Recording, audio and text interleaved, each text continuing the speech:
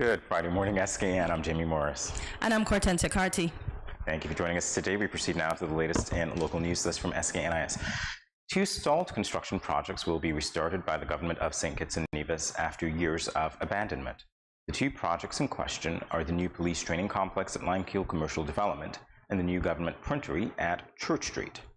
A groundbreaking ceremony for the new police training complex, which was dubbed as a modern multi-purpose security training center, was held in January 2014. The European Union provided more than $10 million to the project. A steel frame for the 38,741 square foot facility was erected, with the blocks running up to a certain level. However, work ceased sometime after. The process to move forward with the construction in 2023 begins with a much-needed assessment by the Public Works Department. Meanwhile, construction of the government printery started in January 2019 with the laying of the foundation. 1.5 million EC dollars was budgeted for the modern three-story building with a 9-month timetable, that is, completion by September 2019. Work also subsequently stalled. Prime Minister Dr. Drew expressed, quote, "We are committed to finishing it, but we are in the process of doing an analysis from a construction engineering standpoint and also to source new funding to finish it," end quote. Our preceding story comes from SKN Vibes. Island Innovation Finance Forum kicked off on Tuesday morning, bringing island leaders and stakeholders from across the world together virtually. Prime Minister Dr. Denzel Douglas joined the Governor of Guam, the Deputy Premier of Bermuda, and fellow Foreign Minister from Tuvalu in addressing 6,000 island stakeholders representing government, research and innovators and private sector representatives from across the world. The foreign minister during his intervention urged the global community to reform the global financial architecture that locked small island states out of concessional financing for sustainable development. He lauded the efforts of Prime Minister Motley of Barbados and expressed hope for a positive outcome of the joint meeting organized by Barbados and France in Paris in June on a new global financial pact. The foreign minister, who also holds responsibility for industry, investment, and economic development, underscored that the administration's sustainable island state vision depends on the ability of vulnerable islands like St. Kitts and Nevis to access finance on the international market. He reiterated the Prime Minister's call for the IFIs to implement a multidimensional vulnerability index, MVI, that privileges the Caribbean's unique vulnerability to natural disasters like hurricanes. And in other news from SKNIS, the Clarence Fitzroy Bryant College Authors Roundtable event brings together top literary minds. A group of acclaimed authors will come together for an Authors Roundtable event on Monday, the 24th of April, 2023, at the Clarence Fitzroy Bryant College Point Siena Conference Room to discuss their latest works, writing processes, and the state of the literary industry. The event will feature a panel of authors who have all released books in various genres. The panelists will share their insights on the creative process, the challenges and joys of writing, and their experiences in the publishing world. The event will be moderated by Ms. Laverne Brooks, Dean of Arts, Sciences, and General Studies at the Clarence Fitzroy Bryant College. The panelists for the event include Whitman T. Brown, author of My Birth Was Not My Destiny; Euphemia Bryce Roberts, author of Leading Through Coaching, a Practical Guide for Managers and Other Leaders; Cameron Gill, co-author of Next to the Sea Are Many Fine Cannon, Archaeology of the Original English Caribbean Colony of Sandy Point Town, St. Kitts, British West Indies; Paul G.C. Hector, author of Yes, You Can, 5 Steps to Becoming the CEO of Your Life; and Wendell C. Wallace, author of Better to Be Alone Than in Bad Company, a handbook about gangs for Caribbean parents and children.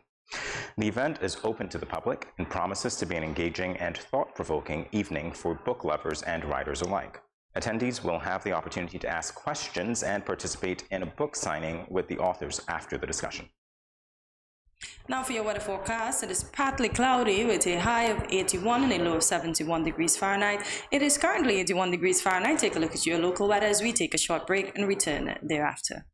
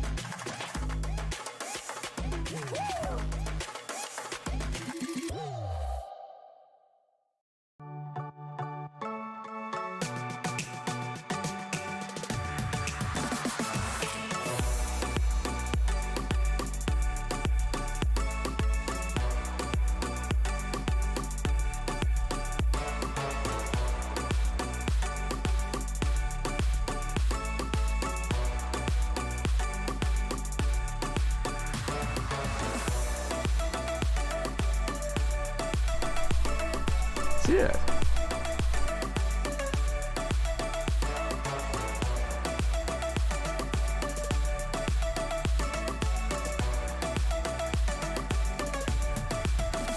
An exotic experience.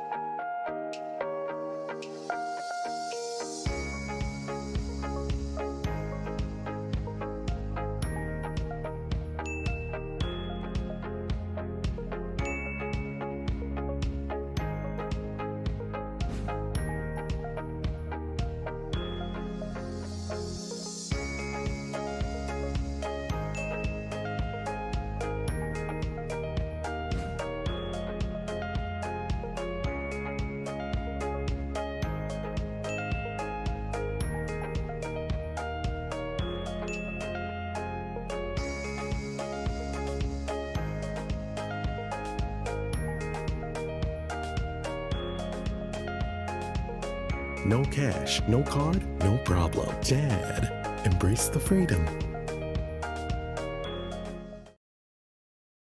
Welcome back to Good Morning SKN as we continue now with regional news. This from Loop Caribbean. A team of international election observers has arrived in the BVI to observe next week's general election. The Commonwealth Parliamentary Association, British Islands and Mediterranean Region, the CPA, the BIMR missions consist of a range of international observers, including from Gambia, Gibraltar, Angola, and they will be in the BVI from April the 16th to the 26th. The CPA and the BIMR has been invited by the governor with approval of the premier and leader of the opposition. This is the fourth election to which international observers were invited, with the first CPA-BIMR mission to BVI taking place in 2011.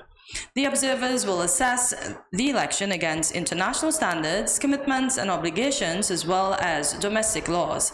As part of their assessment, observers will attend campaign events and meet key stakeholders, including electoral officials, candidates, and voters, to gain a better understanding of the electoral process and the political context of the election. And in international news, this from CNN. As she readies herself for perhaps the most arduous sailing race in the world, Clarice Cremer does so not only as a competitor hoping to thrive during her 3 months alone at sea, but also as a guiding light for new mothers in the sport and beyond. For Cremer, the fastest solo woman to complete the around-the-world Vendée Globe race, assuming such a role was never part of the plan. It was only after she was dropped by her former sponsor, Banque Populaire, that the French skipper chose to speak about her experience. Cremer, who is now preparing for the 2024 Vendée Globe around the World Challenge, after joining a new team, tells CNN Sport, quote, "I know people will look at me with the vision of somebody who is a sailor and mother. I'm happy about that. But when I will be sailing, I will only be thinking about sailing. It's a lot of work already," end quote. There it is, a lot of work already. Yeah. I wish her the best, definitely a guiding light. Indeed. And yeah, kudos. All right, we'll be back in a moment with more Good Morning SKN. Good morning SKN. Wagwan. Yo, it's Ben's Lad coming to you live from Jamaica. You see it already, see me? See me, I say Caribbean people stand up and I love this. This show is very important. You understand me? Yeah man, Studio 327. Ben's Lad, so big up. See me, I say, I'm the whole innocent crew. Yeah, man. More love.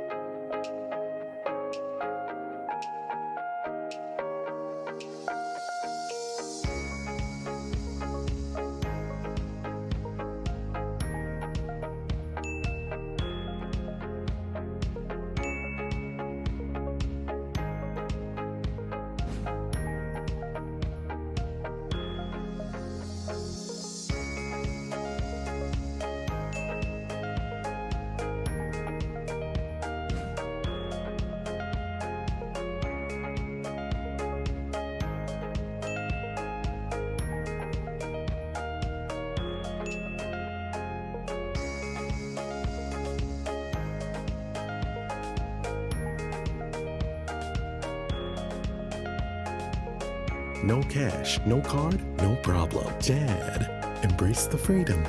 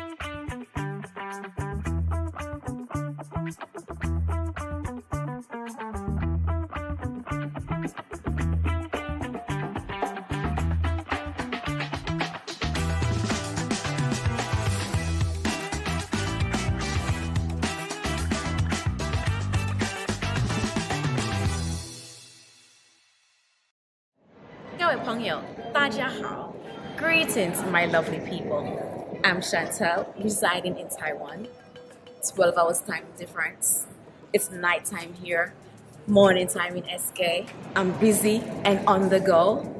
However, I always manage to keep up to date with what's happening in SK. All thanks to Good Morning SKN. Good morning SKN. Ciao bango. Welcome back. Oh, I'm so sorry. A lot of things are going on here. A lot of things are going on. Jokes and all. Speedos, jokes and all. Yes, yes. So, do you believe in destiny? That is a question we will be discussing in this segment of Loosen Up. What is destiny, though? What is destiny? Because destiny is something in the future that we don't know if it's going to happen or whether it's not going to happen. Well, there's a definition that was provided for us from Merriam-Webster, which defines destiny as a predetermined course of events often held to be an irresistible power or agency. So I'll repeat that. A predetermined course of events often held to be an irresistible power or agency. So there's your definition. Yes, but irresistible power. When we say irresistible, so we are working towards it. We can't resist it. We have to get it. Effectively, I see it as something that controls our lives, the course of our lives, the happenings in our lives. And it doesn't matter what we do or not. Don't do. Destiny is already determined. If you look at it this way, it's like fighting, or rather being swept up in a current. And even if you try to fight against it, you might take a detour, but it'll take you where you need to be. Ultimately, that's destiny. In the sea, I don't think so. Who knows? Okay, so this implies that there is an inevitable outcome of our lives, as we would have said before. Because I don't know, boy. This is baffling me.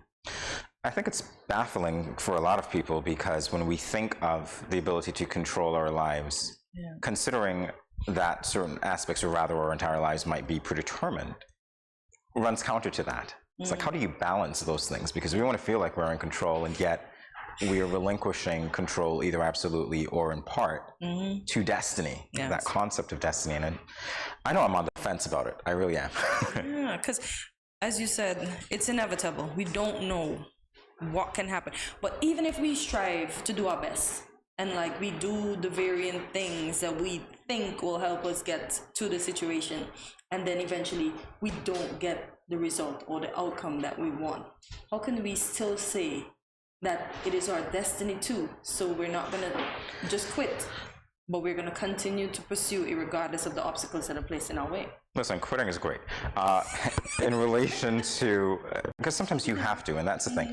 But when you're looking in terms of, when you're looking at destiny, rather, I see you have a smile on your face, good answer.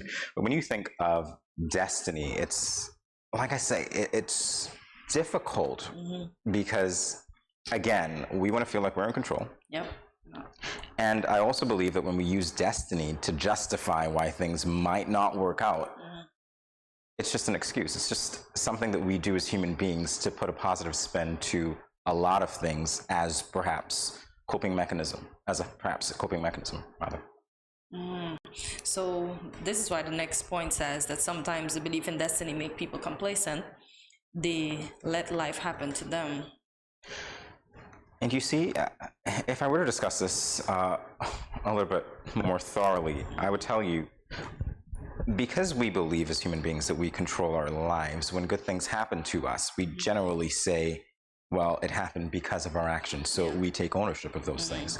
I think that when bad things happen to us or things that are not so favorable, we find a way to put a positive spin on it, and that's why I say to you sometimes the word or the use of destiny or the reliance on it might be one of those things that we do to say, well, I didn't have control in the situation, but I was predetermined to go through that so that I might, end up getting something better.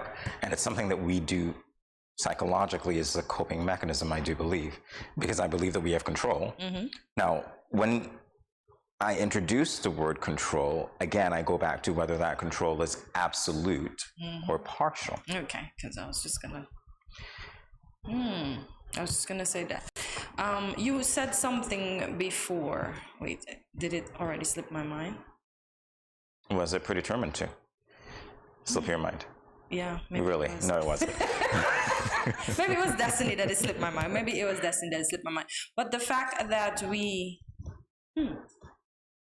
boy, this destiny thing. No, Let life happen and make it. But Jamie, there's only so much that we can control.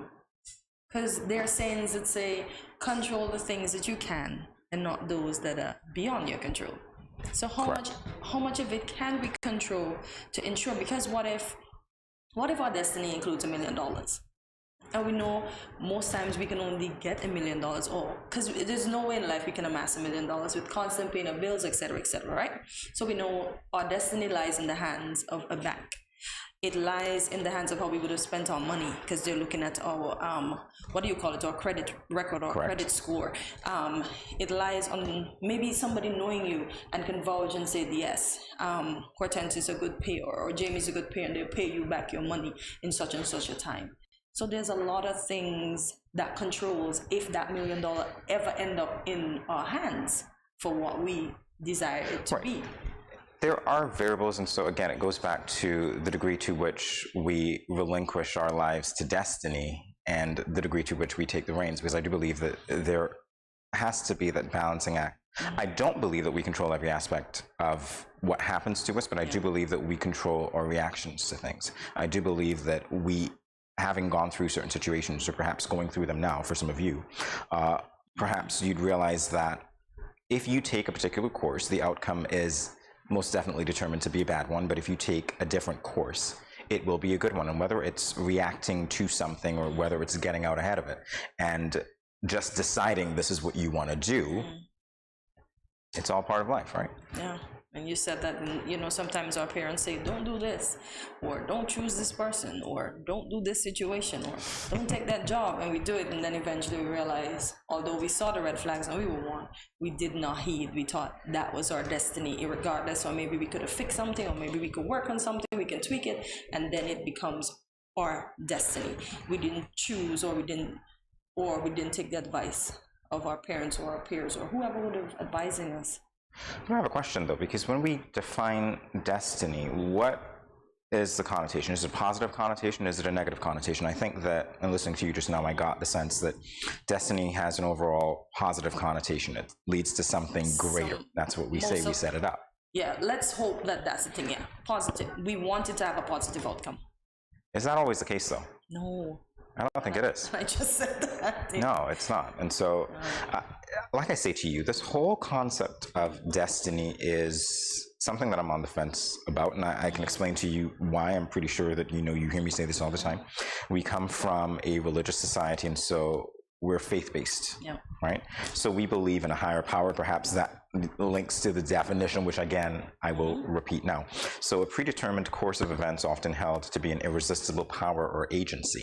When I think of power or agency, I might think of the higher power that effectively has planned the way that the world will be. If we think about that, then it means that compared to that higher power agency, the power that we have as individuals might not be as great, definitely not as vast or far reaching. And so we could easily be swept up by that power agency. Does that always work? I don't think it does. No. Because there are pressures that come, but again, how our minds work in the situation, our decisions do determine our outcomes. Do you stay in relationships that obviously, as you brought up, are to your detriment, knowing perhaps that there might be abuse that could escalate? And if you stay and that abuse escalates, do you then say that was part of your destiny? Are you truly powerless in the situation? I understand that we're talking about irresistible power or agency, but again, within that discussion has to be a consideration of whether or not we are powerless to do anything. And in the sense you mentioned a relationship, you don't have to stay there. Nobody was designed your licks days are over, man. But you see, that's a very specific example, and so we're easily saying, well, I know better, so we can do something about that. Yeah, exactly. But then life generally, do we think that way generally when it comes to destiny? We should, because stuff like that, Jamie, abuse does not stop. But I'm not talking about the abuse only. I'm talking about casting the net wide, because what I'm saying to you is there's a difference in our approach and our analysis to these situations when we have very specific examples to refer to versus generalizations that could easily have us being swept up in the whole tidal wave of destiny. Yeah, well, if it doesn't work, we go back to the drawing board. We have gotten a certain way with it, and what I would have said yesterday, we have garnered experience. So there's no reason to stay in any sort of situation that doesn't serve you, saying, "Oh, that's my destiny. So maybe this part has come to make me stronger." And a lot of us say that, but it depends on what the part is that came to make you stronger. Because if the part that came to make you stronger is to your detriment, I don't suggest that you stay there and continue to say that it is your destiny. Well, you know what? I would say I'll draw the line here, because destiny to me is what happens to you that you are powerless to resist, versus executing the power that you have to determine your life. So that we say then, if we look at that word in the definition, predetermined, then nothing is predetermined. There are a lot of us who believe that life is not predetermined, and that's what makes it exciting. We get up, we don't know what the day holds, we don't know what the future holds, and we live and take every step knowing that if you had to take life as a blank canvas, the steps that you take would actually be the color to that canvas, the strokes that you put on that canvas, and you paint a picture that is so unique, that is all yours because of the decisions that you've made. That's how I look at it. So I don't think anything is predetermined. You can't tell me that my drawing is predetermined or my fate is predetermined, outside of course, consideration of the religious aspects. But I think even in those moments, there are generalizations. Perhaps I'm meant to help others. Perhaps you were meant to help others to do something great. But the specificity that, details, okay, this is how you're going to help others. Well, that part's up to you. Yeah, because as you said, it's not predetermined. You don't know. And a lot of us like to say that. Maybe this was written in the stars for me. Oh, we say that.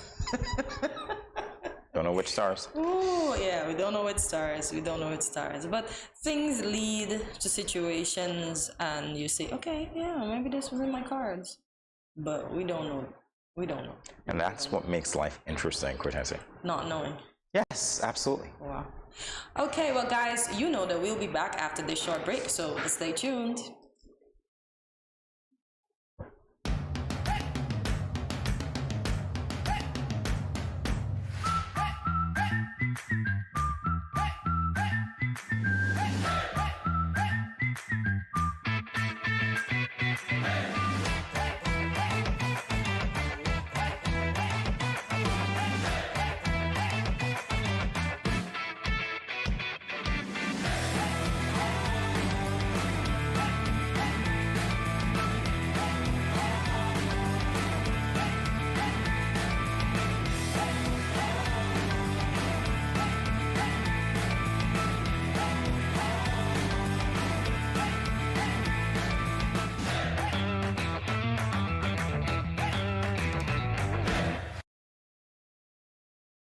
Welcome to another Infused Friday, and we have another amazing infused water recipe for you today, which is mango, papaya and pineapple.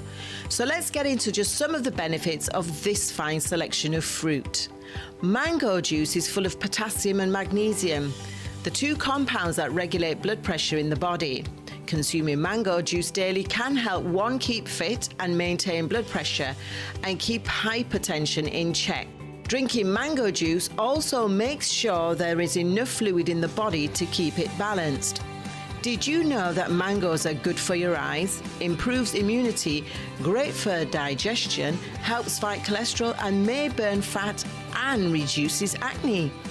Papayas contain high levels of antioxidants, vitamin A, vitamin C and vitamin E.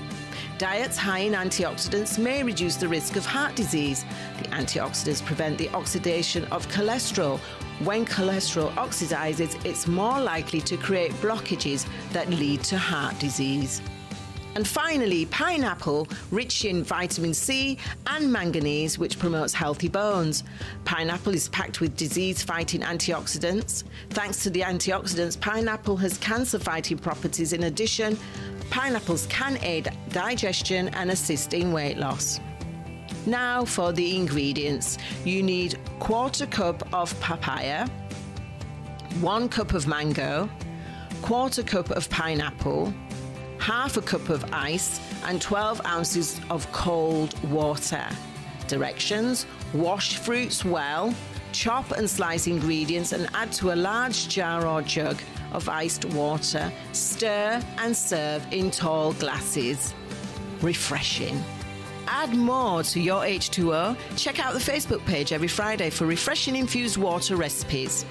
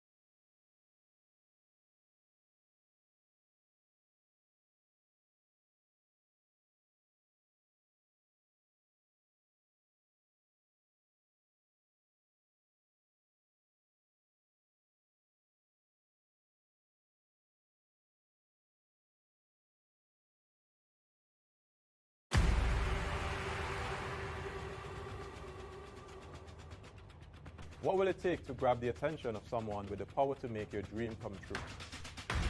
7 hopeful entrepreneurs in search of the finances necessary to take their ideas to the next level. This is their lives, right? This is their business.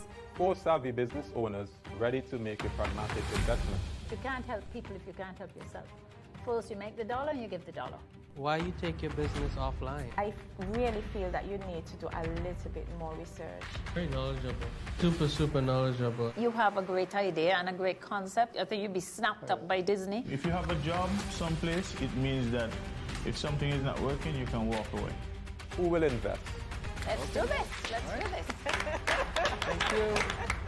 And who will be sent home with nothing? I am your host, Kevin Hope.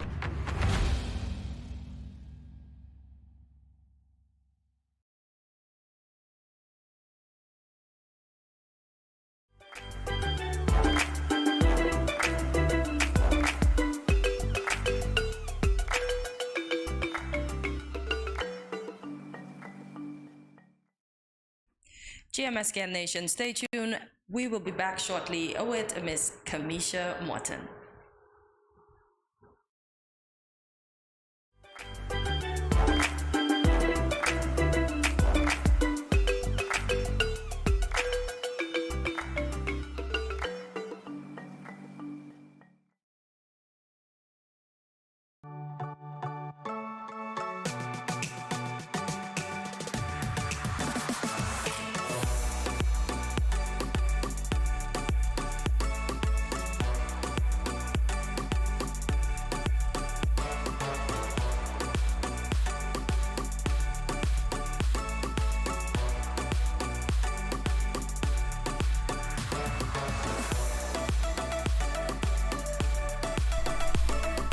see it.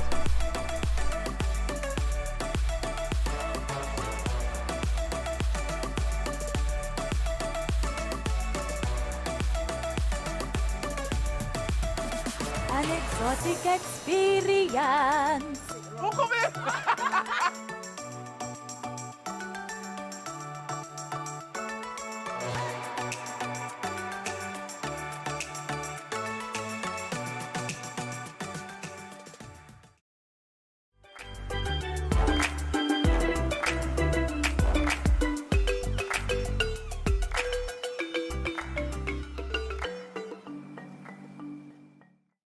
Good morning, this is Carol from Lux Carnival, and I listen to Good Morning SKN.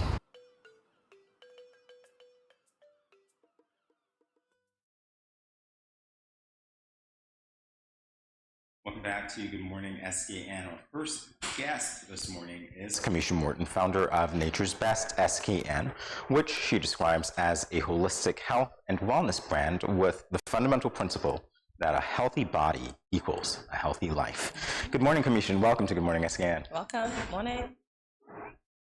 Good morning. Good morning. All right, so it's a pleasure to meet you and interact with you this way. Your business sounds very fascinating, so I really want to know what gave you the idea and inspiration for it. Okay, well, Nature's Best has been divine inspiration. And when COVID-19 came about, it's kind of difficult because it's only my husband was working, and I have been in the cosmetology industry for a number of years. And no COVID, you cannot bring anyone to your store and all of that. So no nails, no hair, nothing. And so just home and cannot do anything. And I've been praying because I'm a praying woman, so I pray a lot. And I am not one who just pray and just get on, go about my business. I like to pray and seek God's intervention, basically listen to that voice after praying. It's not like, you're talking to someone, but you always want to talk and you don't listen. No, I like to listen. And one morning I woke up and, I hear the voice says, skincare, natural products. So I'm like, okay, I didn't really pay it no mind. I didn't say anything. And that voice came back to me twice again. The third time I sat my husband down and I told him what happened after praying. And he said, okay, it's something to look into. And at that point, I was suffering with a pain in my hip for so long, and there was no relief at all. So then I started looking into the various aspects of studying and stuff, and I decided to do aromatherapy for pain relief. That was the first course I ever did because this was my basically number one issue that I need to help and get rid of. So I did the aromatherapy for pain relief, where I am now a certified aromatherapist. And from there, I decided I want to go deeper into it. And that's where I studied more. So I did organic skincare business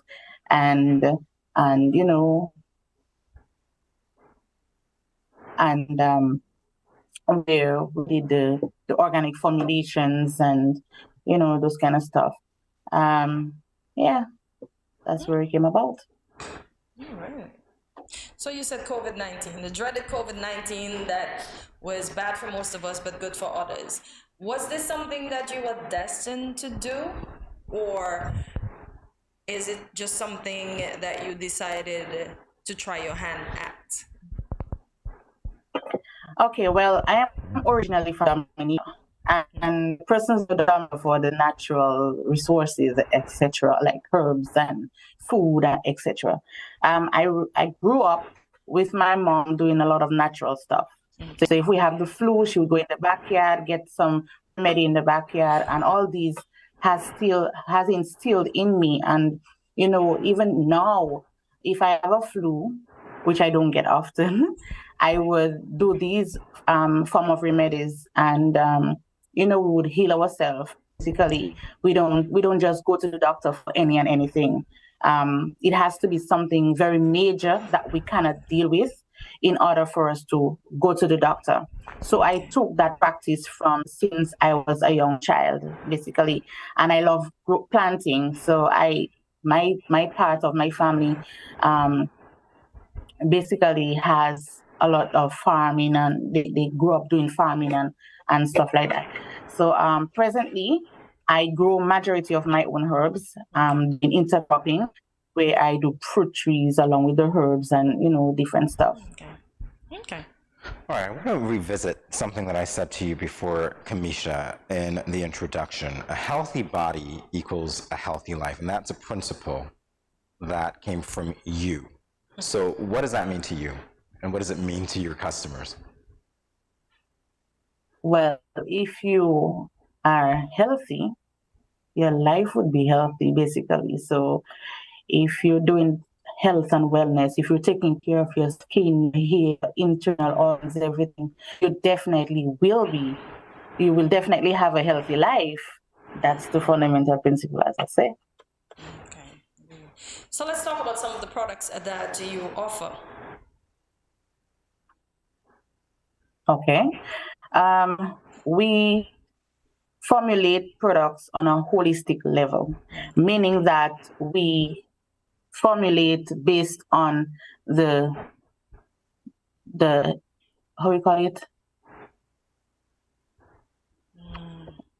I lost my train of thought. Okay.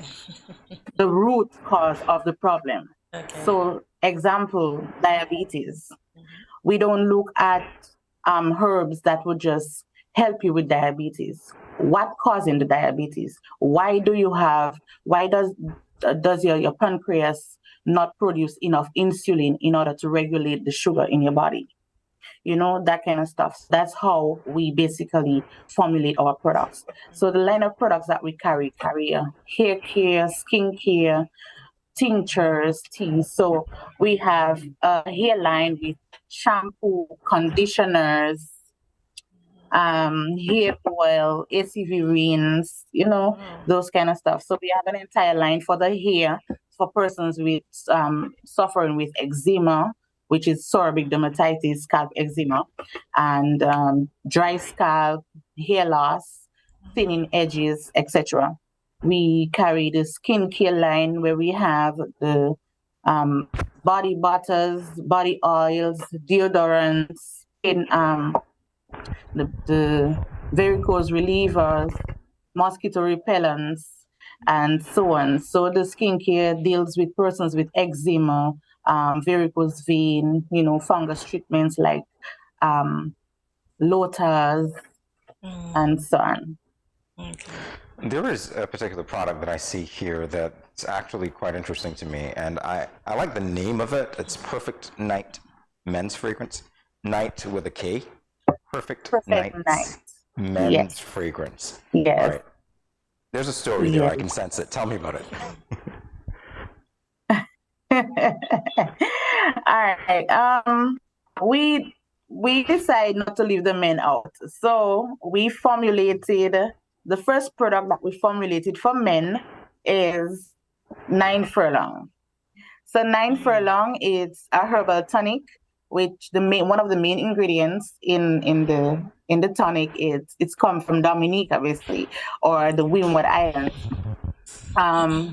It helps with performance, and the other ingredient is in there that helps with men's prostate health. Okay. So we not only formulate the product to boost your performance as a man, but we also formulate it to help with the prostate. So it's not like any product that you would buy in a pharmacy or anywhere where as soon as you take it, you have that kind of stuff. Yes. And so it's something that you can take. It's a tonic, so you can take it back practically every day, and yes, you're good to go. Okay. And talking about Perfect Night, now I formulated a fragrance an oil-based fragrance. And a lot of persons didn't really like the oil-based, so I decided to look into it, and I came up with a water-based fragrance. So, and the fragrance is extreme. Well, you know it because you use it. I'm assuming, yes. So. Don't make any assumptions, please. I liked the name, and I do appreciate your 8 a.m. answer, so thank you so much for that. The Ox Energy drink, Kamisha, is that for both men and women? Yes. Okay. Yes, it is. Yes. So we have turmeric and ginger right here. And we have the cucumber moringa, and we have a few others. We have a few others, and they will be available for Open Day, Agriculture Open Day in St. Kitts. So persons can check us out for that. And the benefits of the turmeric and ginger, for one, it helps with inflammation and mucus removal, and it helps with pain as well. And the good thing about Ox Energy drink, it's not sweetened with sugar. We use local raw honey. Oh, nice. Yeah. Good. That's healthy. All right. So tell us about the feedback that you've received so far. Well, they're going very quickly. Okay, that's they good. don't. Especially the cucumber and moringa. The cucumber and moringa is an eye opener, basically. Personally, if you're feeling down or sleepy at work and you drink one cucumber and moringa, your eyes open and you finish do your work for the entire day. Yeah, I don't think you should have said that for employers, but anyway, that's fine. They might swap the water fountain out. So what is the most powerful and memorable customer testimonial you would have received to date? We have testimonies about the pain rubs, the body oils, the soaps, the teas. We do herbal tea as well, especially those for women with fibroid cysts and hormonal imbalances. We have tea to help digest. So if you have an unsettled stomach, let's say you eat late and you just want to settle your stomach, we have the digest tea. So we get a lot of feedback and a lot of recommendations per se based on the persons who have already used it. The tea for the women is called Stability, and it's named it Stability because when you have that pain, especially during that menstrual cycle, and you have all these irritated pain, and then you get a relief, it's basically helps to stabilize you. So I named it Stability. So you get that stable level, not having all these aches and pain and, all this heavy bleeding and stuff like that. Well, you're quite a creative, I have to say. I love the name, Stability. I understand as well that you have a new location because we're talking about your products, but for people who don't know where to find you, you opened a new location in January. Tell us about your physical location. Where are you? All right, our physical location is on Government Road, Upper Government Road, right across from the hospital. We recently renovated the space and include both Nature's Best and Cammie's Nails Plus, which is the business that I've been in before. And they are my babies. I take them like they're very tender, they're just born. I love what I do. And one thing about me, if someone walks through my door and they have an issue, I like to listen to them. And my first initiative is, what can I do to help? Nice, like that. So what are your what are your opening hours and your contact information? All right, so we open from Monday to Thursday from 9 a.m. to 6 p.m. and on Friday from 9 a.m. to 5:30 p.m. We are closed on Saturdays and we are open on Sundays from 10 a.m. to 5 p.m. And how else would people reach you? By phone, by social media? Well, yes, you can reach us by phone 663-7646 or 764-8793. All right, so I'm suspecting. And we yes, go ahead. We are on Facebook. Oh, the business name is Nature's Best. However, we are on Facebook and Instagram as Nature's Best SKN. Okay. I love the name. I love the conversation. I'm pretty sure that when you get here for Agriculture Open Day, you might have some pre-orders, so prepare for that. All right, Kamisha? Yes. All right, well, it's been a delight talking with you, learning more about your business and your resilience during COVID-19 as well. And kudos to you and your husband, and thank you for sharing your stories with us. We do appreciate it, Kamisha. Thank you, too, for having me. No, you're very welcome. Have a good day. More Good Morning SKN in a moment. Stay tuned.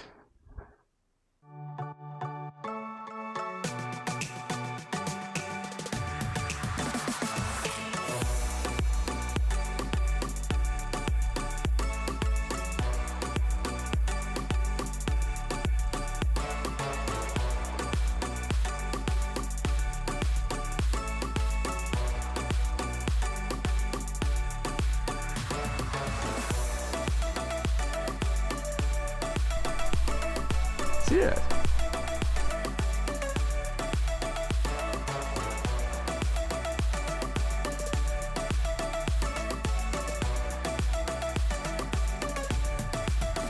An exotic experience.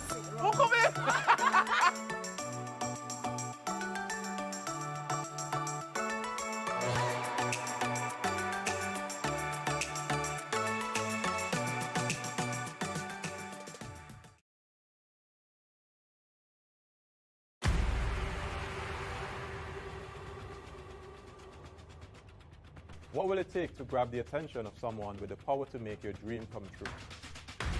7 hopeful entrepreneurs in search of the finances necessary to take their ideas to the next level. This is their lives, right? This is their business. 4 savvy business owners ready to make a pragmatic investment.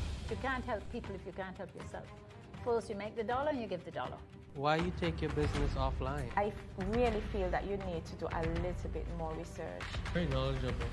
Super knowledgeable. You have a great idea and a great concept. I think you'd be snapped up by Disney. If you have a job someplace, it means that if something is not working, you can walk away. Who will invest? Let's do this. Let's do this. Thank you. And who will be sent home with nothing? I am your host, Kevin Hope.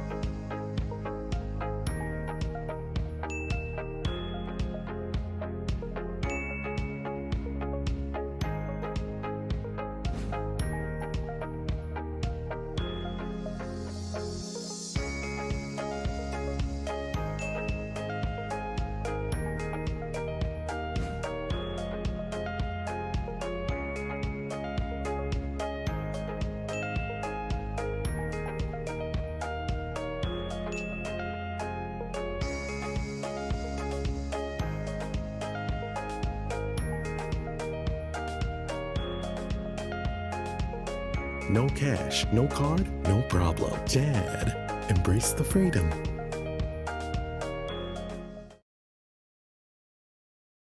Good morning, SKN. Wagwan. Yo, it's Bensley coming to you live from Jamaica. You see it already. See me, I say Caribbean people stand up and I love this. This show is very important. You understand me? Yeah, man. Studio 327. Bensley, it's a big up. See me, I say. I'm the whole innocent crew. Yeah, man. More love.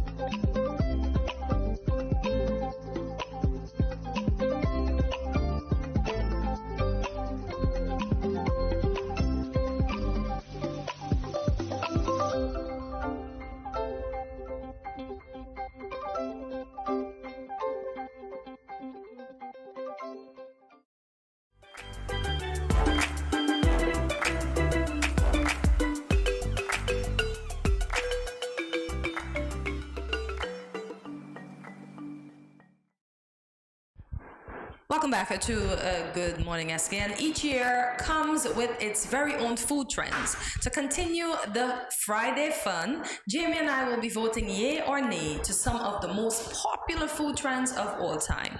Join in on the fun by leaving your votes in the comments. I'm really hopeful that we can make food great again. I'm kidding. We're voting, right? So it seemed easy. Wow.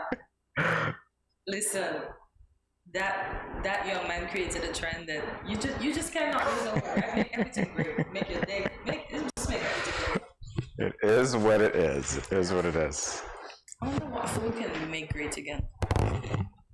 What food can we bring back from the past that was great that is not around anymore? I have no ideas. I have absolutely no ideas. All I know is that we're going to be looking at what's trending, which means that they are great right now. So I guess that's where we go with it. Healthy stuff. Quinoa, kale chips. The healthy struggle is real. Well, you see, we're not only exercising our franchise on election day, we're voting. Hey, here we go, you know. Yeah. It looks nice. This is rainbow cake. Yeah. I don't think they should have put those two colors so close, though. The red and the orange. But that's the color of the rainbow. So it's a rainbow cake. Yeah, but they could have put the yellow in the middle of it. Red, orange, yellow, green, blue, indigo, violet. Yeah. Right? But just shove the yellow off. I love that. No, it wouldn't be the same. Yeah. It's a rainbow. Okay, so we're supposed to vote, right? Yeah, got it. It's cute. We're talking, not voting.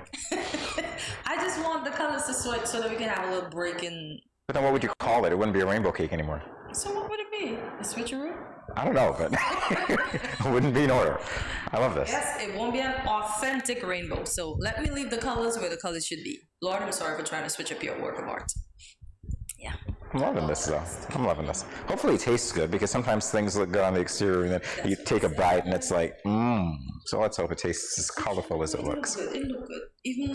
Even how the frosting or the cream or whatever is plastered onto it. It sounds like cement, huh?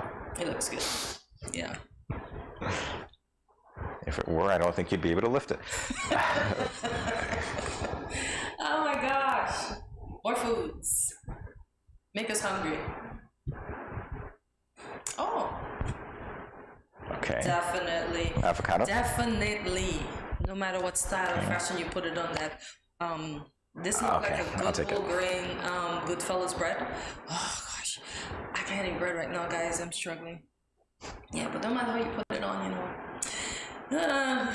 Oh gosh. Sounds like you have a bread addiction. Yeah. Jamie, who doesn't like bread? In the Caribbean, in the world. This is why people can't stop making You bread. can like it. You don't have to be addicted to it. But listen, bread everybody's addicted to bread. Not you. You're going to get some comments for that one. There you go. I believe you get there. All right. Listen, I remember when I used to fly, right? And I see so many persons coming with their big bags of bread. And that was some of the things that they would go back home to make sure they get the fresh bread and be left on. Wow. Well, this is nice. This is a definite yay. Yay. Love it. With a little bit of lemon or some kale. Jamie, why not? It's celery juice. Yeah. You don't need celery sticks and peanut butter? No. No. The crunch, the taste, the combination. Yeah, for you. All right. And for some of you. I'm not knocking it. Just not good for me. All right. Not going to go there. But this food is making a comeback in a big way because they have the green diet. And they said if you drink this juice for 1 week, I guess you're drinking this alone by itself, because you have to cut out everything else to lose the weight that fast. You can lose up to 5 to 7 pounds in a week. Is that healthy? Somewhat, because our body needs to reset. Yeah, but I'm talking about all the weight loss. Is that healthy? 1 to 2 pounds per week is average. Is actually. But if you're just drinking this alone, it's just water, This is going through your body, and Wow. So 5 to 7 pounds a week. It may not be considered healthy by some folks, but for those who want to do it quickly. All right. Those of you who want to fit into your dresses or fill up your trousers like they used to fit 2 years ago, I guess. Bring the slim back. Yes. Ooh. This is good. This is good. What is it? I think it's an acai bowl. Is it that? I think so. I would eat it. It looks healthy. You're eating based on law. It looks good, Jamie. Without knowing what it is. Even if it's a beet bowl, I'm eating it. I am like, honestly, it's Okay, like, what is it so that Jamie can eat it? Because Jamie has flipsies going on right now. I can eat them individually, but I'll eat them together. Okay, you know what? Let's go with it. Yeah. Yeah, it's a healthy bowl, Jamie. As I said, whether it's beets at the bottom there and then the top. Yeah. Yeah, all right, that's cool. This is cool. At least it's colorful. I know what it is on top. I'll try it. It looks like coconut flakes. The coconut flakes kind of look like rice, but it looks like... I was going to say the latter. Yeah, rice. That's what it looks like. Flakes. All righty. Yeah. No. A resounding yes. No, it's not good. That's too much sugar going through your body. You have to counter the green celery juice. Jamie, and this is your reward, all right? I am type 1 diabetic. Okay, not you. I cannot have it. And in order to cure my diabetes, these are the things that I have to get rid of. Okay, I got you. So I can't have it. So I have to put... Guys, I'm not knocking it for you, but for me, Yeah, not the one on the right. I don't like pretzels, so no. But definitely the one on the... I do not like pretzels. I do not... I love me a bad pretzel, and especially the sourdough ones. Do not like pretzels. There's this place called Wetzel Pretzel. Well, one we used to go to Puerto Rico a lot. It's in the States too, but Jamie, those freshly baked pretzels with cheese are or fine. Cinnamon or the... Those... No. Oh, you don't like that? No. Mm-mm. Oh my God. Pretzels are the bomb. It's like pretzel I like, but I can't have it. I'm wondering if that's a tiramisu cake over there. What is that? Even if it's bread, I don't want that. You don't know what... This is funny. Even if it's bread, you don't want this? Even because it doesn't look right. So this is trending. Is it bread that looks like it having some form of nuts? Could be almond nuts or maybe it's almond bread. We don't know what it is. I love how you're playing. Guess which food it is. Let's see. It has a brown. Yeah, maybe it's a pastry. But you know why I think it's bread? Because look, I'm looking at that. But it has some. But it has almond nuts on it. It's some form of pastry. No, I can't have any pastry. Round 2 of guess which yeah. You know what? I'm just gonna say no. This is it's a simple answer. Okay. It's gonna be no. No. All right. No. I don't know what it is. I'm not going. No, exactly. We're not gonna eat it. Consume it. But I can see some almond nuts in there. I wonder if that's powdered sugar on the inside or if that is some kind of filling. This is hard. Round 3. This is so funny. Trying to guess the food. Why do my earrings decide to fall? Oh my gosh, this gives green tea a new look. Yeah, but it's good though. And even it actually tastes good, you know. Looks so deceiving. Trust me. Looks so deceiving. Okay. Yeah. You'll have that. Yeah, it's all good. right. You should try it once. You'll like it. Okay. Don't knock until you try it. But I guess because it's green like the celery, it gets a red from Jamie. It gets a That's fair. farting, screeching. That's fair. You know. Yeah. No, I would say. It looks pretty though. I have to say that. It looks great. Yeah, but no. It's nice and it slides down your throat. It actually has a nice taste. It doesn't taste as bad as it looks. Okay, so it tastes good. Yeah, it tastes good. Okay, just all right. Trust me. Yeah, I like teas, so I try all kind of teas. Yeah, that's you. Oh, okay. No. It looks the cake. If those are cake balls, no. Or cake pops. I don't. No. I don't like the consistency of the dough inside. Sorry if you made it. I don't like the look of it, so I'm not gonna eat it. Plus, it's cake and icing and stuff that I shouldn't have. So I'm being bold and brave. No. Yeah, it just looks wrong. I'm sorry. I'm sorry. I feel like I'm getting a sugar rush, which I wasn't getting the last time I picked something sweet. So for that reason, I say no. But hey, everything in moderation, right? Indeed, and when I think about the piping and our liver, Dr. Wilson just have me thinking these days about everything, so no. I think of my system, I think of the pipes and everything running clearly. I'm not gonna indulge in that, no. It's a double no. Alright. Alright. Multiple foods that are making a hot comeback? Definitely so. Well, guess what else is going to come back? We are right after this. Stay tuned.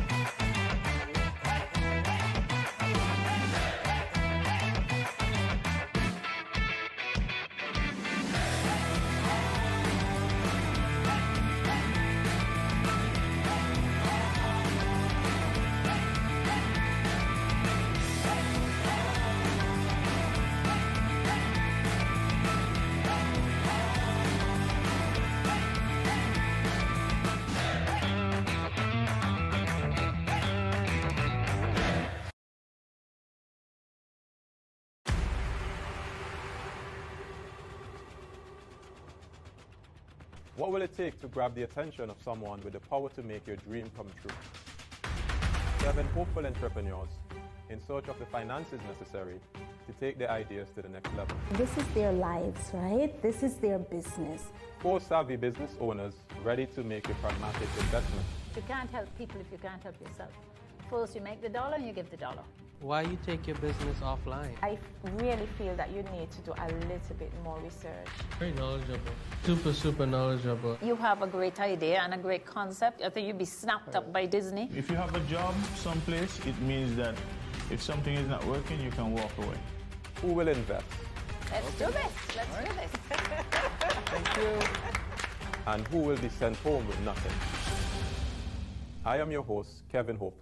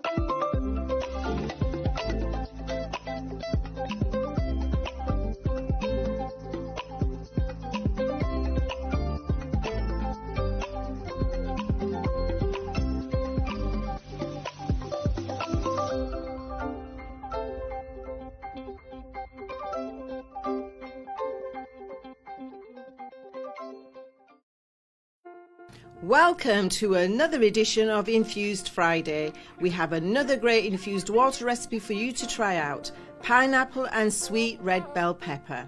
I know what you're thinking, but this will bring a pep in your step.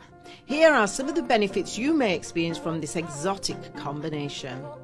Pineapple juice is rich in a variety of vitamins and minerals. It's especially packed with manganese, copper, vitamin B6 and vitamin C, all of which play important roles in the proper functioning of your body.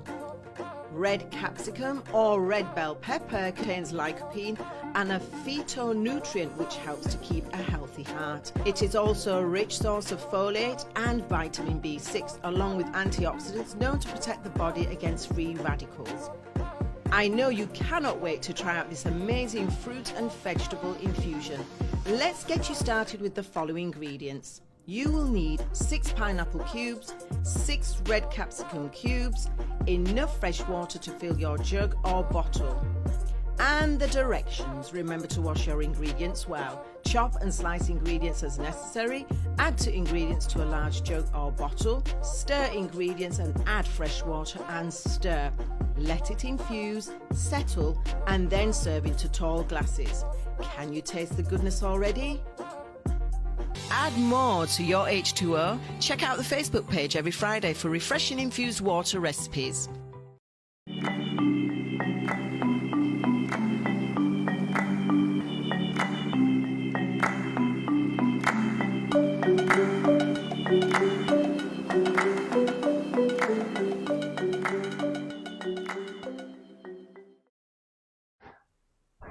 Welcome back to Good Morning SKN. It's time for Caribbean Connections, and this is the segment where we feature guests, focus on events and culture and activities from around the Caribbean region. And connecting with us today from one of my favorite places, Barbados, Ricardo Ricky Redmond. I love that. Ricardo Ricky Redmond and his wife, Donna Redmond, owners of Acute Vision, Inc. Good morning to you both, and welcome to Good Morning SKN. Good morning. Good morning. And thank you for having us. All right, so we want to start the interview, of course, by telling you how grateful we are that you consented to being interviewed, first of all. But we want to talk about your business. So give us a sense of how you came up with the idea for the business in the first place and what it was like to launch the business. Wow. That's a long time ago. That was actually before we were married. Yeah, on the beach. Long Beach here. He was studying overseas for his degree, and I was working here, and 1 second, Mrs. Redmond, we can't hear you. All right, so we apologize. We seem to be having some technical difficulties. Man. All right, so we do apologize for that sincerely. We'll be taking a quick commercial break, and we'll be back in a moment. Stay tuned.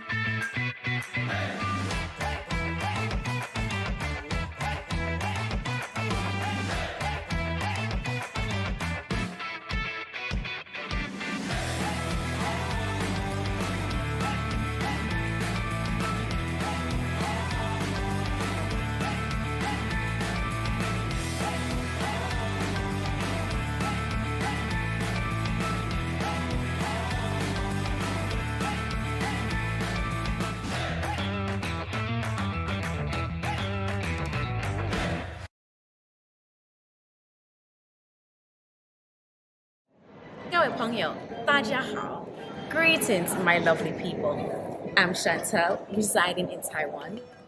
12 hours time difference. It's nighttime here, morning time in SK. I'm busy and on the go.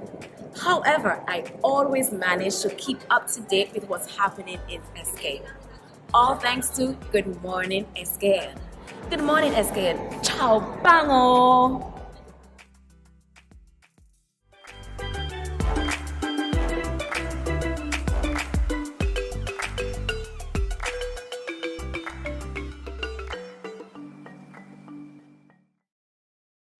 Welcome back to Good Morning SKN. It is time for Caribbean Connections, and this is a segment where we feature guests, focus on events, culture, and activities from the Caribbean region, all over the Caribbean. So connecting with us today from Barbados are Ricardo Ricky Redmond and his wife, Donna Redmond, owners of Acute Vision, Inc.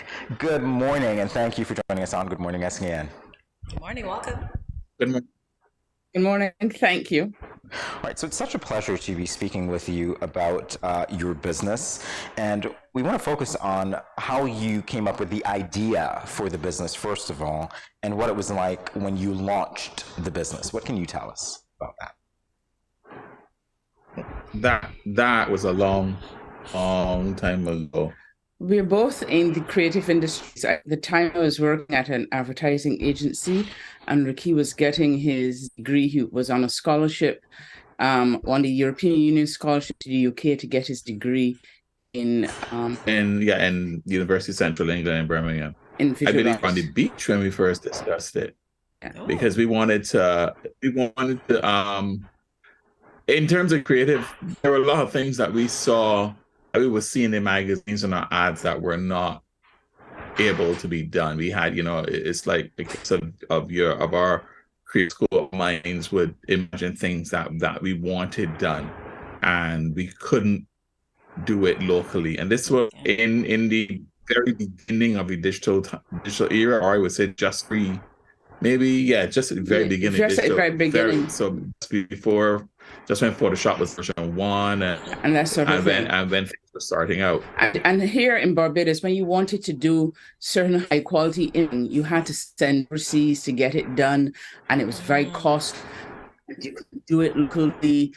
And then that hampered your creativity, because then we were limited, and there were things we wanted to do. We wanted to do it. So we kind of came up with a concept for Acute Vision. the idea of what we want to do, the type of agency we wanted. And I think the key was we wanted agencies where the creatives met directly with the client. I think that was the key thing that we want. Creatives would meet directly with the client and would brainstorm directly with it, because the structure at the time was the advertising exec was the one who met with the client and back, and they kind of give you of what they thought should be done. And it's usually very limited. Yeah. So we really wanted to break away from that. And then I think the idea developed as I was overseas. I still have a few more years. And Donna was saying we would talk as our phone bill was amazingly high. We would talk as much as I love it. And try new things, because I would be trying some things here that were not done in the Caribbean. And I would say, Ricky, this is what I've done. And it took me time. And I remember hiding in my office and locking my door, because to do this particular job, and the account executive at the time said to me, if the client does not buy this job, I'm taking it from your salary all the time you've spent.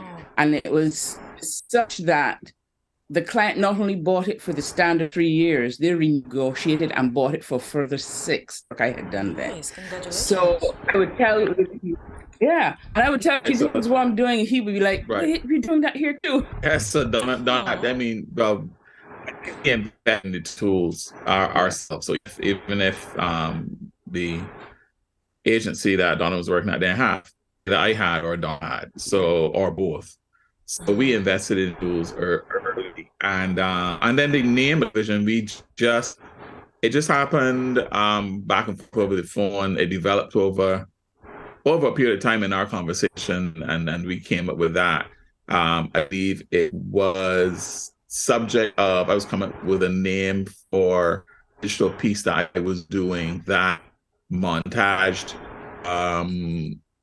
multiple imagery, and that thing that was unheard of at the time. It was difficult to, and that was my signature piece. So I discussed it, and I can't remember who came up with who came up with the vision, but we just said, and we came up with the title of that piece. Then that piece kind of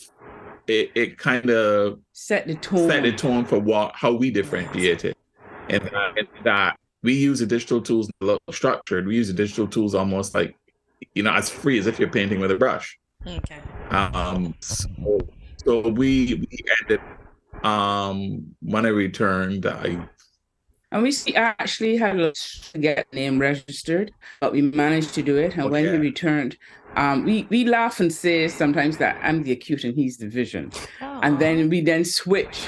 I become the vision and he becomes the acute, because depending on the job it is, I can be more, I can write field oriented and focused and make sure one who set up standards as the international standard. When we become the software we use, everything we used was at international standard, that we could investment. And our work was seamless to send work to anywhere in the world, and it was seamlessly flow and seamlessly print. Mind you, this is going to hit. Yeah. Dawn started something that she didn't finish, and that was taking long. It took a while to get the name registered. I think it took over a year for us to get, the laws have changed now, but it took us over a year for them to accept a vision as need for a business. We were trying to register business name and then incorporate the company, but we stuck with it. We refused, did it. They wanted us to say acute vision, add another word on, put a word before it, change up our names in it. And we were like, no, this is exactly what we want. And we stuck with it over a year until we got it. It was. So that's to give you an idea of determination and vision. This would have been 8 years ago. It's a while. Yeah, it's a while. So has that determination and vision helped your business grow throughout the years? It has. We've come from different backgrounds and we have different areas of focus. But our journey was that we actually started off working, advertising agency would contact us to do things that they would send overseas for. And then what happened is that they wanted more and they would ask us to do jobs and so on. we actually had the ability and we then moved past. Clients then come to us, and funnily enough, that first year we didn't get official phone, and we didn't have our phone number publicized, but people would find us. People would drive up to the house at the time that we were home. Yes. Nice. Just look for us. Clients, I don't mean just the average person. Clients would. I think our journey back then, you mentioned determination. It was always a determination to do things better, do things differently, with always in mind. You know, our thing was to wow the client and to basically work with a sale. So we quickly moved from working with agency into our own, and there we just moved from a boutique type agency where when we started we used to hire. Actually, when we started, we used to actually hire. I would be on the road in the evenings. Donna was wrapping up her stint as creative director at another agency, and I had our staff of other agencies who used to come up like on evenings. So I'd be on the road during the day, meeting with clients, designing. Donna would help with the creative, Donna would get both of us with creative direction. We would come up with the concepts, and then we had a person in the industry who would kind of work from, let's say, 5 to 11 o'clock. Yeah. And we and that was early days. That was early, but when we officially set up, then I think it took about 8 months. Yeah. To hire staff, and then we grew from there in many different directions. Yeah. We then started to focus on things like publications, and we were good at publications. One of the RE publications, which recently we saw again still stands the test of time, was the Ring Bang magazine, which was Eddie Grant. Eddie was my first client out of college, actually. Straight out of before I even left study.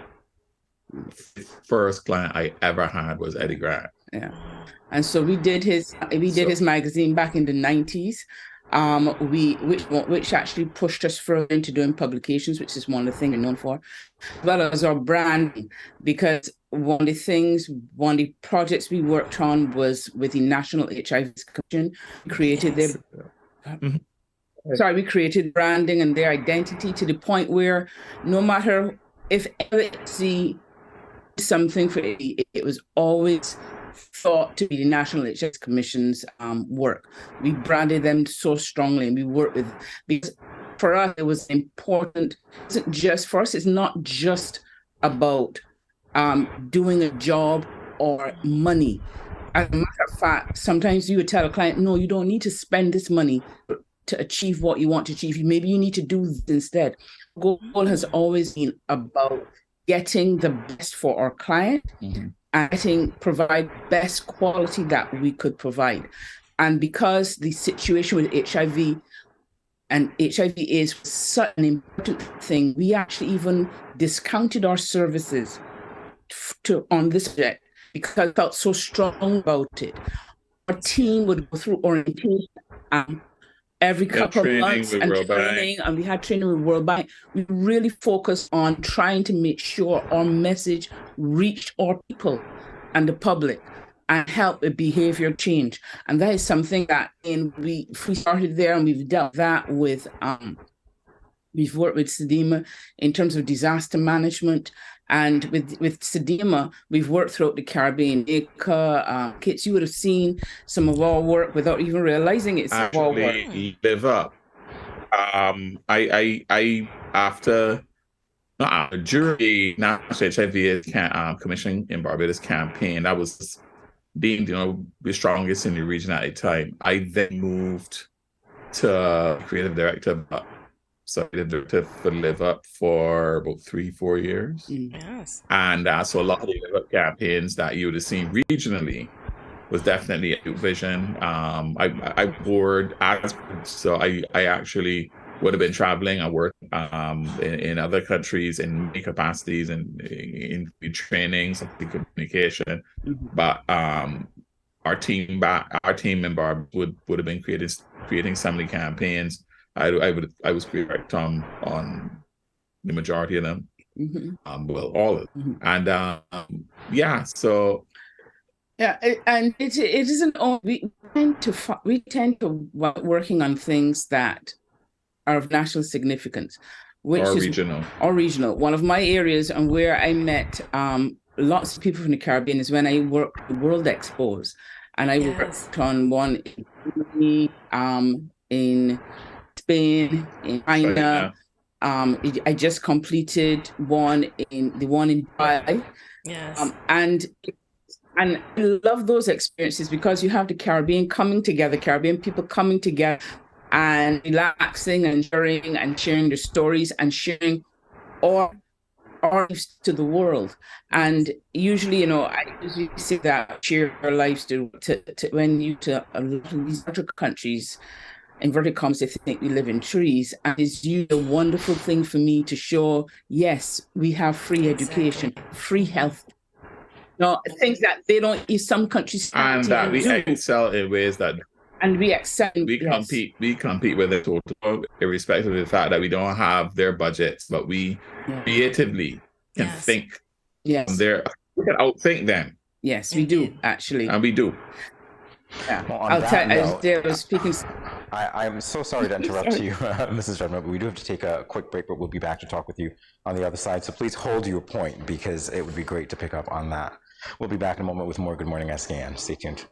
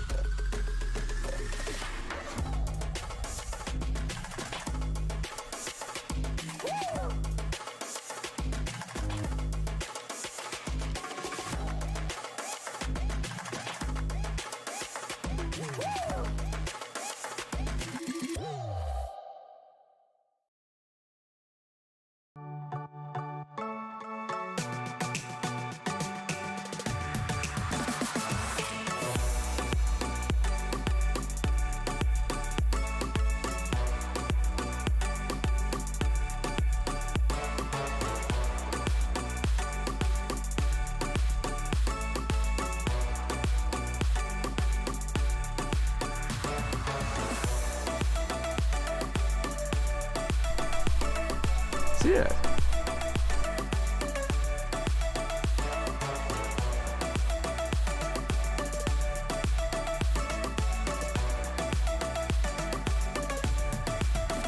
An exotic experience.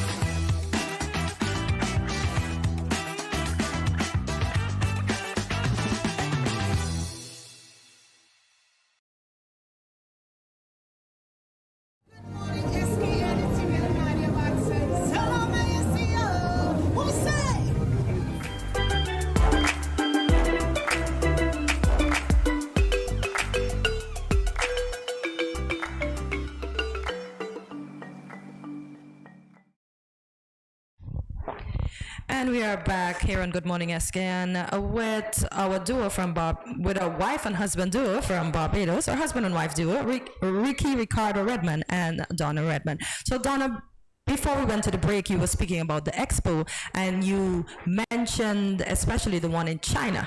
Can you speak on this? Yeah.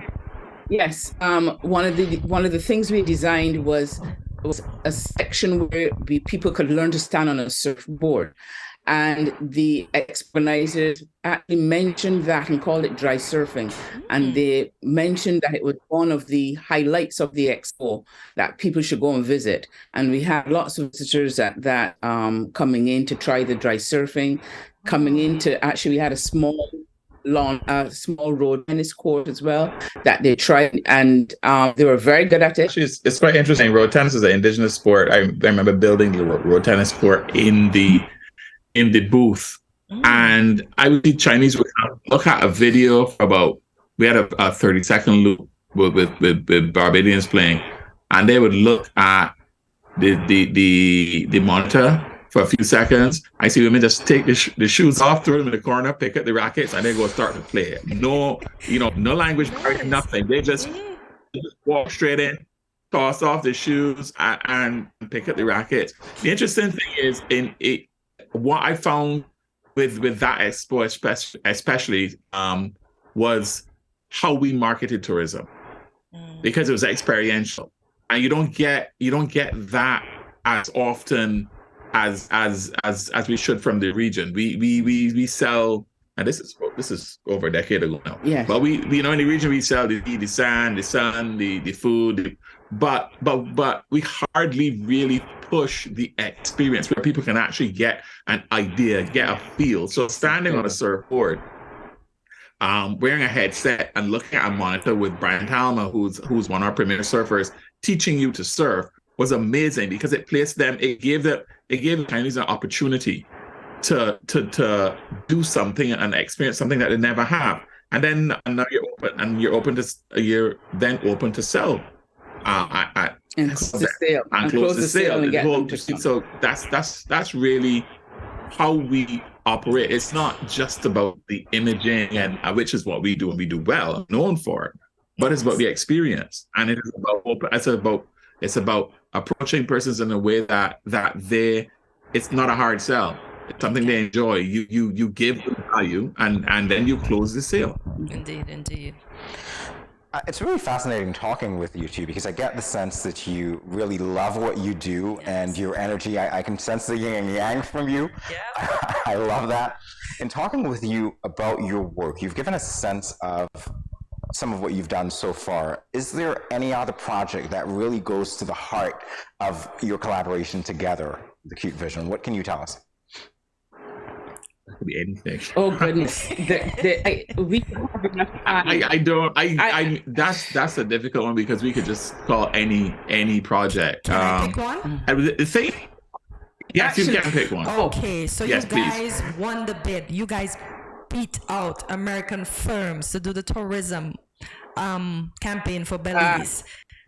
Let's talk about that one. That was fun. Oh, that was one of our very first. That was in our first year. Yeah. Okay. How that came about was we had done a poster through a local consultant, a poster for Belize, just one poster through a local consultant here called May Hines. She was a tourism consultant, and we had finished the poster. We wanted to contact others in Belize, and we couldn't. And we just couldn't get a contact. And then CTC 20 at the time was here in Barbados. I think it was 20. And we were meeting at the Hilton. And we were not members of any of the tourism associations at the time. That we changed that very quickly. Yes. And so we couldn't get in. I love that. And so what we did was we basically hijacked the entire floor, the mezzanine floor of the old Hilton. We had about 40 foot of booth space, and we to show off our work with the Belize poster in a position, and offering croissants and coffee, but especially for those who are rushing to get to the exhibition, and they're late, they don't have time for coffee, so we have croissants and coffee. We had this booth space, and they had to pass the floor when they come. I like that. So we can snag people until we snag the tourism minister. And when we got him, he was so impressed. He was like, I thought this was done in the States. I didn't know this was done in Barbados. And I was like, yes, all done in Barbados. It was designed here, printed here, and sent there. And he was amazing. He said, look, well, you know, we do most of our work in the States, but we prefer to be regional. I really would like to work with you. This is so exciting. And he got back to us, and he said, go and take the idea to his people. He went back, and soon after that, he contacted us, and that one poster became about 6. And then we did brochures, and we did so many things. We had posters, brochures, postcards, covers for the video, booth, the entire. And I think the entire print campaign, ads. So the entire print campaign, then we got that. Nice. And they're actually doing all that work in the US. So we actually got all of it, not just the design, but the design.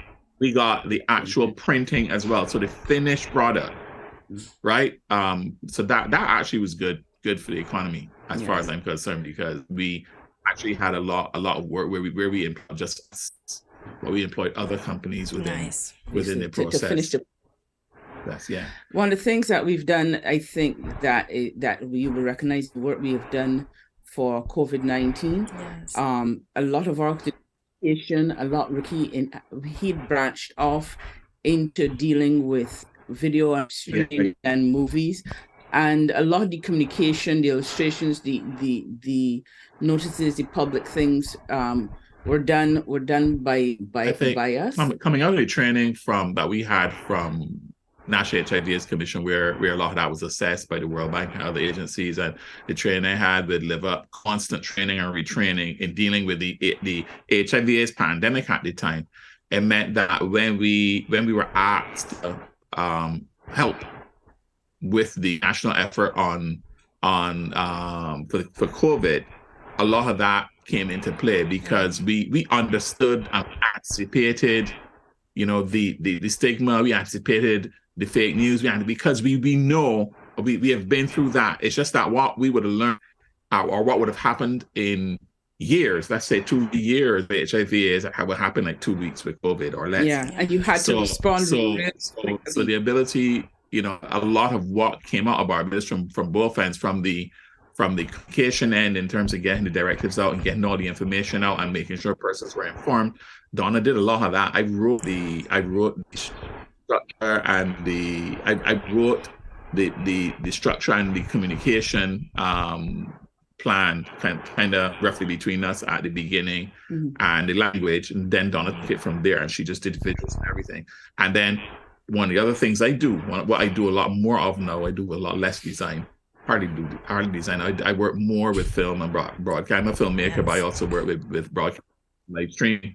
So all my team, my partner Sally Brown and my team were behind all of the live streaming and all of the communications that were going out during that, especially that first critical 6 to 8 months coming out of Barbados. So that is worthy of mention. I forgot that almost, and that's probably. And Donna, congratulations on winning the Humanitarian Award for your COVID-19 work as well. Thank you. Thank you. A lot of Barbadians really. I was so proud of my people. We pulled together. Yes. I must say, I was especially proud of my Prime Minister. I mean, her foresight in setting up the hospital at Harrison's Point. I mean, the medical team, the Ministry of Health, there's so many people that pulled, and it's the same in your country, I'm sure, but it was seeing Barbados at work and working together to deal with this pandemic. And it was hard, as with anything like this, but it was wonderful to see how everybody pulled together to try to work together to get through this. I think it's a period where we had to get the job done, and there was no other option, and we just worked. I don't think we stopped to think about what we were doing. We were just constantly out there pushing and working and creating and solving problems and achieving what we need to achieve. We just needed to get the communications out there. So Ricky, is that the reward in the work that you do? Same question for you, Donna, knowing that it makes an impact for people. Every project is different, clearly, but knowing that you can make an impact, is that what gives you the impetus or the drive to do it even without thinking? Yes. Yeah, it is. Yeah. It's the thing is, it's always a problem that needs to be solved. So there's a problem, and we have the solution, or we create the solution, I should say. So whatever it is, we don't ever take, no for an answer or say it can't be done. Yeah. There has to be a way to get it done. There has to be a way, and we will find a way. So that's whether it. we do smoke signals or shout from the rooftops, there has to be a way to get it done. And we're about transformation, and I see that we talk about this because we're about making things better for Barbados. And in speaking about transformation, it's just funny that one of the things that I'm now doing, and we've sort of like separated a little bit, doing different things. I'm now working, for example, with the National Transformation Initiative. And the National Transformation Initiative, as its name says, is transforming Barbadians, but through the process of e-learning and being digitally ready for the world, and being global citizens. And one of the things we've been fortunate in that they've been able to provide free e-learning courses, accredited courses for Barbadians throughout for all Barbadians, and just seeing how it helps people and how. And getting people to sign up, getting people to want to do it, and getting people doing it, and seeing the difference in how they have changed and transformed, and seeing better for their life. That is a reward. That is a reward. Actually, talking about transformation, I just remembered, because you asked about projects, working with culture way back in the early 2000s. I think that was a time when we transformed the way Barbados viewed culture, the way well, not alone, but in terms of how we branded how we branded culture locally and regionally and internationally, the way we branded it, the way it looked. We work and we help change the perspective of how people saw it. I think that was the exciting for me. For both of us. Okay. But we have I think nowadays we have gone slightly separate paths, although we work together and we consult. Donna's is handling more of the traditional creative that we did. I would never call it traditional because it's always different. Yes. and I go more into to I think one of my loves was imaging, photography, and video. Yeah. So I've more of that, but it's about pivoting as well. Yeah. It is about pivoting because it's area where you get older and do the things you enjoy more. Yeah. Like I've been experimenting with different creative genres and different creative fields, and it's almost as though now we've got time to experiment a little. Strangely enough, when you think you're experimenting in youth and things, it's now set a little bit that we can try different things that I've always wanted to do, but just didn't have the time or ability to focus on those things. So it's becoming. It's a different part of the journey. I think we're not as much as it, and in other cases too, the role that we take on as well is also a consultative one. So as consultants in terms of communications and marketing and in creative. So I think at the stage, yes, we still do the design and we still do some creative, but we're more operating with things that we enjoy and we love to do more. And not that we love it all, but this is the essence of what we love. Yes. Okay. I have to ask one personal question. How did you two creatives get together? How did you meet? Tell this part. Yeah, This first part. I was the director at a local agency. Okay. Actually, it's funny enough. Let me go back a little bit. And the school I went to, Queen's College, and he went to Harrison College. Okay. And I would do some of the classes over at Harrison College, and he would see me. I never saw him. Okay. And I remember him saying for years, I was just I looked a little too weird for him.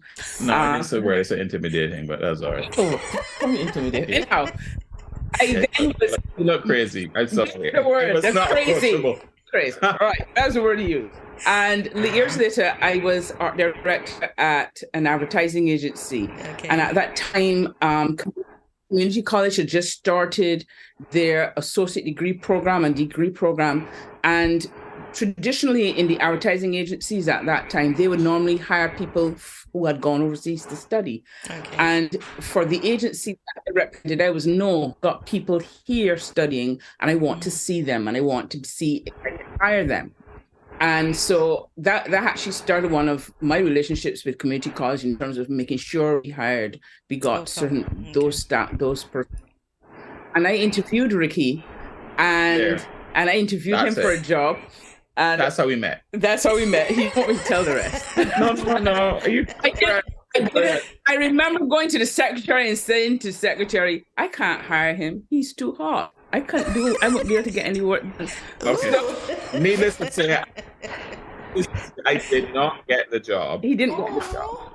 But I actually got another agency, and it was a slightly higher position and a bit more pay, more responsibility. Although it was still entry, I still got to. It's a bigger agency, so it was more creative agency. My agency was a little more rigid. But however, Donna came over to join. They headhunted me. They headhunted Donna, and Donna came over to join a few months later at his agency. At my agency. So, but I think then we started to talk.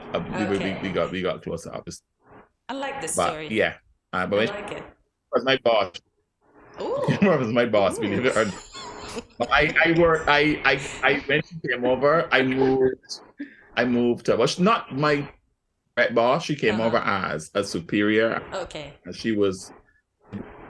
But I had moved from the agency side to a design type boutique specialist side. So I moved at the same time. I think the same week she came over, I moved. But I will come back over. I will come back over. I'll find a reason to come back over to.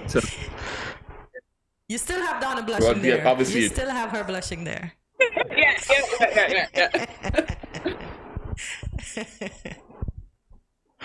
What's funny for us is that we have the certain anniversaries that coincide. The start of Acute Vision, the marriage, and our daughter's birth. I mean, within a same year period, so to speak. So we know that when the company is 27, it'd be about 28 years. 27? It's 28 now. Oh, 28 we've been married 28 years. Company started 28 years ago, and our daughter will be 28 late in the year. 3 for 3. Yeah. Love it. A lot. Alrighty. Well, Donna and Ricky, it was indeed our pleasure speaking with you this morning. I hope it's not our last conversation, but I wish you nothing but the best as you continue with Acute Vision and your other various projects that you will carry forward with. Thank you so much for taking the time out to talk to us, and I love your love story. Thank you for having us. You're very welcome. You're very welcome. Thank you for having us. Our pleasure. Stay tuned. Much more on Good Morning SKN after this short break.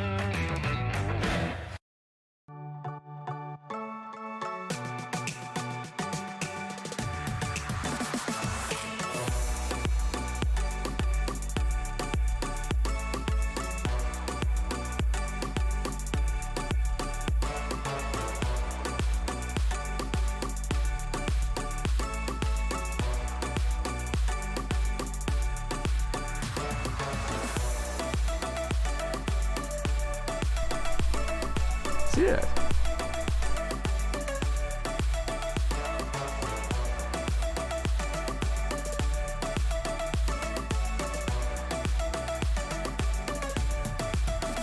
An exotic experience.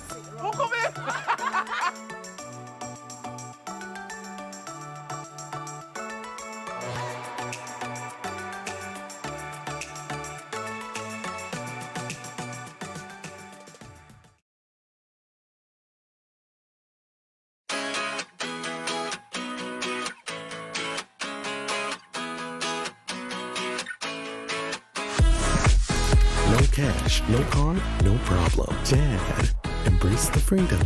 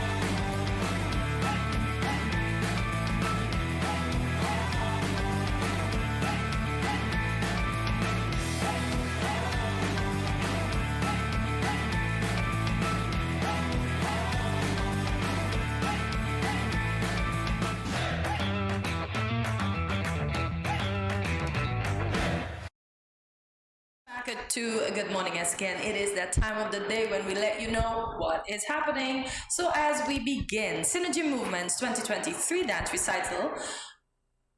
Well, we had a discussion with Marcia yesterday, the founder and the artistic director of Synergy Movements, about their upcoming dance recital. And we are here to remind you how to get your tickets. Well, to get your tickets now, because the show, guess what? It is tomorrow. So the dance recital takes place this weekend, Saturday, 22nd April at the Water Park at the Water Park, and begins at 5 p.m. sharp. Tickets are $50 for regular seating. We heard the preferred seating is sold out, so forget about that. And all tickets are electronic and can be purchased via www.caribbeanevents.live. There are other payment options which include more banking, online banking, or speaking to a representative directly at Synergy Movements. And as Marcia told us, you can also buy your ticket at the gate, and that will be an additional $20, so $70 like preferred seating, but you won't be in preferred seating. Yes, let me just put that disclaimer out there before Marcia gets me. Yeah. Stop. A call is going out for submissions for the official theme for the 40th anniversary of independence of St. Kitts and Nevis. Competition guidelines are these. Theme must be concise and memorable. It must be a phrase or a short sentence, no more than 6 to 8 words. The theme must capture the essence of the country's 40-year history of independence, as well as its current realities and the standard or shared future that all citizens can reasonably strive towards. Persons interested in participating are asked to email their submissions to independenceskn@gmail.com. That's independenceskn@gmail.com. Participants of the theme competition must submit their names, addresses, and contact numbers with each entry. Entries for the theme competition are accepted from citizens and residents of St. Kitts and Nevis. The winner will receive a cash prize of EC $1,500. And the deadline for submission of entries is Sunday, April 30th, 2023 by midnight. So there you go. That is what is happening. $100 should be good incentive. It's cash. Cash. Should be good incentive to participate, so send in as much entries as you can. It ensures you have a chance, all right?